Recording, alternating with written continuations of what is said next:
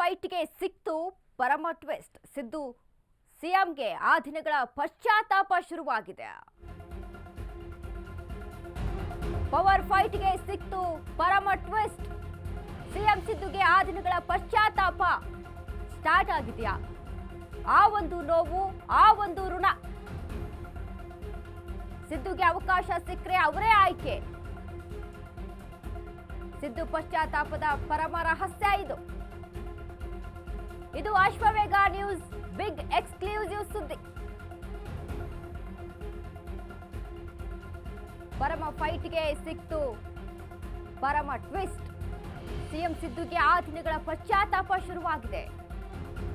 ಆ ಒಂದು ನೋವು, ಆ ಒಂದು ಋಣ ಪಶ್ಚಾತ್ತಾಪವನ್ನ ಪಡಿಸ್ತಾ ಇದೆ. ಸಿದ್ದುಗೆ ಅವಕಾಶ ಸಿಕ್ಕರೆ ಅವರೇ ಮತ್ತೆ ಆಯ್ಕೆ. ಸಿದ್ದು ಪಶ್ಚಾತ್ತಾಪದ ಪರಮ ರಹಸ್ಯ ಇದು.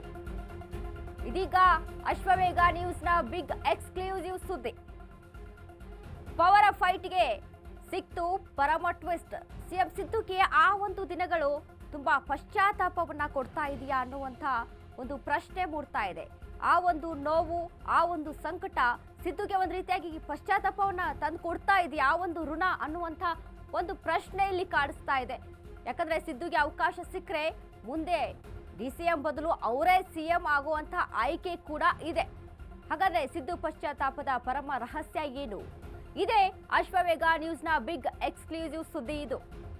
ಹಾಗಾದ್ರೆ ಸಿದ್ದು ಮತ್ತೆ ಸಿಎಂ ಆಗ್ತಾರ? ಮತ್ತೆ ಸಿಎಂ ಆಗೋ ಅವಕಾಶ ಸಿಗುತ್ತಾ? ಇನ್ನು ಅದ್ರ ಜೊತೆಗೆ ಇಬ್ಬರ ಜಗಳದಲ್ಲಿ ಎಲ್ಲಿ ಮೂರನೇ ಅವರಿಗೆ ಲಾಭ ಆಗ್ಬಿಡುತ್ತಾ? ಆ ಒಂದು ನೋವು, ಆ ಒಂದು ಋಣ ಸಿದ್ದು ಅವ್ರನ್ನ ಕಾಡ್ತಾ ಇದೆಯಾ? ಸಿದ್ದುಗೆ ಅವಕಾಶ ಸಿಕ್ಕರೆ ಅವರೇ ಆಯ್ಕೆ ಆಗ್ತಾರ?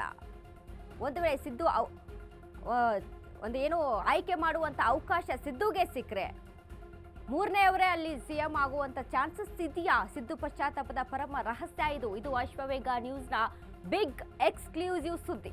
ಹಾಗಾದ್ರೆ ಏನದು? ಆ ಒಂದು ನೋವು ಯಾವುದು? ಆ ಒಂದು ಋಣ ಯಾವುದು ಅನ್ನುವಂತ ಪ್ರಶ್ನೆ ಇದೀಗ ಕಾಣಿಸ್ತಾ ಇರುವಂತದ್ದು.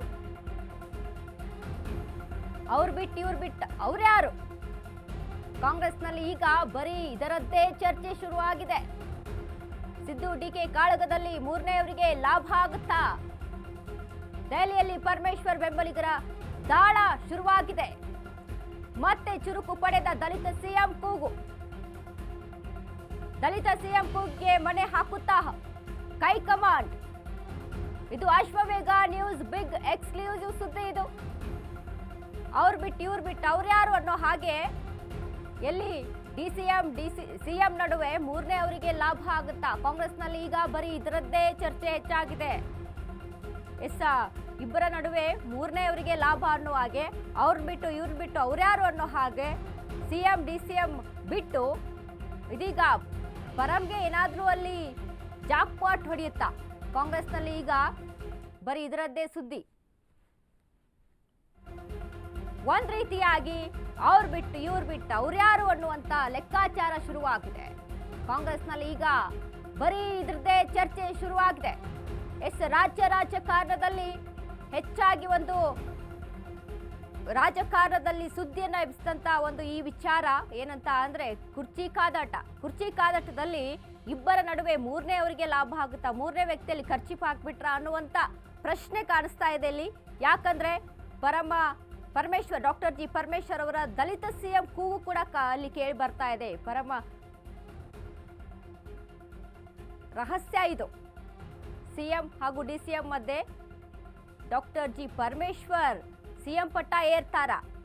ಸಿಎಂ ಬೆಂಬಲಿಗರು, ಡಿಸಿಎಂ ಬೆಂಬಲಿಗರು ಇಲ್ಲಿ ಒಂದು ಕಡೆ ಚರ್ಚೆಯನ್ನ ಮಾಡ್ತಾ ಇದ್ರೆ, ಸಮಾವೇಶವನ್ನ ಮಾಡೋಕೆ ಮುಂದಾದ್ರೆ ಇಲ್ಲಿ ಇಬ್ಬರ ನಡುವೆ ಪರಮೇಶ್ವರ್ಗೆ ಜಾಕ್ಪಾಟ್ ಹೊಡೆಯುತ್ತಾ? ಹಾಗಾದ್ರೆ ಡಾಕ್ಟರ್ ಜಿ ಪರಮೇಶ್ವರ್ ಬೆಂಬಲಿಗರು ಕೂಡ ಗಾಳವನ್ನ ಹಾಕಿದಾರ ಹೈಕಮಾಂಡ್ಗೆ ಅನ್ನುವಂತ ಪ್ರಶ್ನೆ ಇಲ್ಲಿ ಮೂಡಿ ಬರ್ತಾ ಇದೆ. ಯಾಕಂದ್ರೆ ಇದ್ರ ಮಧ್ಯೆ ಸಿದ್ದು ಡಿಕೆ ಕಾಳಗದಲ್ಲಿ ಮೂರನೇ ಅವರಿಗೆ ಲಾಭ ಆಗುತ್ತಾ ಅನ್ನುವಂತ ಪ್ರಶ್ನೆ ಕಾಣಿಸ್ತಾ ಇದೆ. ಯಾಕಂದ್ರೆ ದೆಹಲಿಯಲ್ಲಿ ಪರಮೇಶ್ವರ್ ಬೆಂಬಲಿಗರು ಕೂಡ ದಾಳವನ್ನ ಹಾಕಿದ್ದಾರೆ ಮತ್ತು ಚುರುಕು ಪಡಿತಾ ಇದೆ ದಲಿತ ಸಿಎಂ ಕೂಗು ಇಲ್ಲಿ.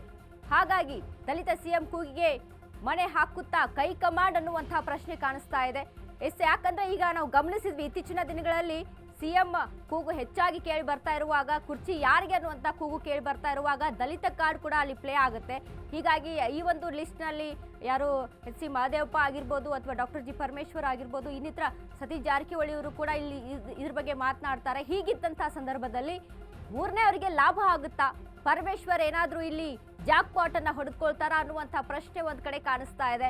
ಯಾಕಂದ್ರೆ ಈಗಾಗಲೇ ಕುರ್ಚಿ ಕಾದಾಟ ಜೋರಾಗಿದೆ. ಒಂದ್ ಕಡೆ DK ಶಿವಕುಮಾರ್ ಹೈಕಮಾಂಡ್ ಭೇಟಿಗೆ ಮುಂದಾಗಕ್ಕೆ ಒಂದು ಟ್ರೈ ಅನ್ನ ಮಾಡ್ತಾರೆ, ಅದು ಕೂಡ ಸಫಲ ಆಗುತ್ತೆ. ಇನ್ನು ಅದ್ರ ಜೊತೆಗೆ ಒಂದ್ ರೀತಿಯಾಗಿ ಟೆಂಪಲ್ ರನ್ ಅನ್ನ ಮಾಡ್ತಾರೆ.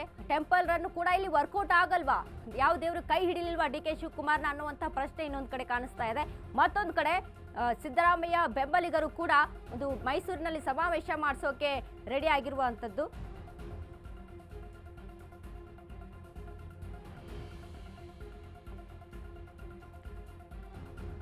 ಸಾಕ್ತಾ ಇದೆ. ಹೀಗಿರುವಂತಹ ಸಂದರ್ಭದಲ್ಲಿ ಎಲ್ಲಿ ದಲಿತ ಸಿಎಂ ಕೂಗು ಕೇಳಿ ಬರ್ತಾ ಇರುವಂತದ್ದು, ಹಾಗಾದ್ರೆ ದೆಹಲಿಯಲ್ಲಿ ಡಾಕ್ಟರ್ ಜಿ ಪರಮೇಶ್ವರ್ ಪರವಾಗಿ ಕೂಗು ಕೂಡ ಕೇಳಿ ಬರ್ತಾ ಇದೆ. ಒಂದು ರೀತಿಯಾಗಿ ಅಲ್ಲಿ ಹೆಚ್ಚಿನದಾಗಿ ಹೈಕಮಾಂಡ್ಗೆ ಒಂದು ಪ್ರೆಷರ್ ಅನ್ನ ಹಾಕ್ತಾ ಇದೆಯಾ, ದಲಿತ ಸಿಎಂ ಆಗ್ಲಿ ಅನ್ನುವಂತ ಕೂಗು ಹೆಚ್ಚಾಗಿ ಕೇಳಿ ಬರ್ತಾ ಇದೆ. ದಲಿತ ಸಿಎಂ ಕೂಗಿಗೆ ಮನೆ ಹಾಕ್ತಾ ಕೈ ಕಮಾಂಡ್ ಅನ್ನುವಂತ ಸುದ್ದಿ ಇದು. ಇದು ಅಶ್ವವೇಗ ನ್ಯೂಸ್ನ ಬಿಗ್ ಎಕ್ಸ್ಕ್ಲೂಸಿವ್ ಸುದ್ದಿ ಇದು. ಹಾಗಾದ್ರೆ ಮೂರನೇ ಅವರಿಗೆ ಲಾಭ ಆಗುತ್ತಾ, ಪರಮೇಶ್ವರ್ಗೆ ಸಿಗುತ್ತಾ ಮುಖ್ಯಮಂತ್ರಿ ಭಾಗ್ಯ? ಗೃಹ ಸಚಿವ ಪರಮೇಶ್ವರ್ ಕನಸು ನನಸಾಗುತ್ತಾ? ಇಬ್ಬರ ಜಗಳದಲ್ಲಿ ಪರಮೇಶ್ವರ್ಗೆ ಲಾಭ ಆಗುತ್ತಾ? ಒಂದೊಮ್ಮೆ ಸಿದ್ದುಗೆ ಅಭಿಪ್ರಾಯ ಹೇಳಲು ಅವಕಾಶ ಸಿಕ್ಕರೆ ಸಿದ್ದರಾಮಯ್ಯ ಆಯ್ಕೆ ಕೂಡ ಪರಮೇಶ್ವರ್ ಆಗುವ ಸಾಧ್ಯತೆ ಇದೆ. ಸಿದ್ದುಗೆ ಈ ಹಿಂದೆ ಪರಂ ಪಟ್ಟ ತಪ್ಪಿಸಿದ ಪಶ್ಚಾತ್ತಾಪ ಕೂಡ ಇದೆ. ಅವಕಾಶ ಸಿಕ್ಕರೆ ಪರಂ ನ್ಯಾಯ ಸಲ್ಲಿಸಲು ಸಿದ್ದು ಪ್ಲಾನ್ ಅನ್ನ ಮಾಡ್ಕೊಂಡಿದ್ದಾರೆ. ಇದು ಅಶ್ವವೇಗ ನ್ಯೂಸ್ನ ಬಿಗ್ ಎಕ್ಸ್ಕ್ಲೂಸಿವ್ ಸುದ್ದಿ ಇದು. ಮುಖ್ಯಮಂತ್ರಿ ಭಾಗ್ಯ ಡಾಕ್ಟರ್ ಜಿ ಪರಮೇಶ್ವರ್ ಅವ್ರಿಗೆ ಸಿಗುತ್ತಾ? ಗೃಹ ಸಚಿವ ಪರಮೇಶ್ವರ್ ಕನಸು ನನಸಾಗುತ್ತಾ?